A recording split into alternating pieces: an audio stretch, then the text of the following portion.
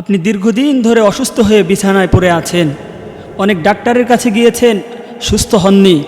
একটি আমল করুন, আল্লাহ পাক রব্বুল আলামিন আপনাকে সুস্থ করে দিবেন। আমলটি হচ্ছে সূরা আম্বিয়ার 83 নম্বর আয়াত।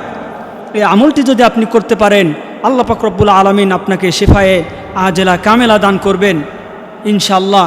আমরা চেষ্টা করব এই আমলটি করার জন্য। আল্লাহ পাক রব্বুল আলামিন কোরআনুল কারীম নাজিল করেছেন, এই কোরআনের মধ্যে রয়েছে আমাদের জন্য শিফা।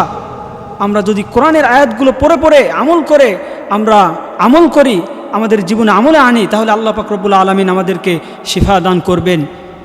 তাহলে অসুস্থতার কারণে এই আয়াতটি আমরা পাঠ করলে আল্লাহ পাক রব্বুল আলামিন আমাদেরকে সুস্থ করে দিবেন।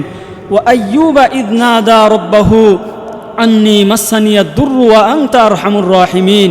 আইয়ুব আলাইহিস সালাম দীর্ঘদিন অসুস্থ থাকার পরে আল্লাহ পাক রব্বুল আলামিনের কাছে এই বাক্যগুলো পাঠ করে দোয়া করেছেন। আল্লাহ পাক রব্বুল আলামিন তাকে শিফা দান করেছেন, তিনি সুস্থ হয়ে গিয়েছেন। তাই আসুন আমরাও এই আয়াত পাঠ করে আমরা আল্লাহ পাক রব্বুল আলামিনের কাছে দোয়া করি, আল্লাহ পাক রব্বুল আলামিন আমাদেরকে শিফা দান করবেন।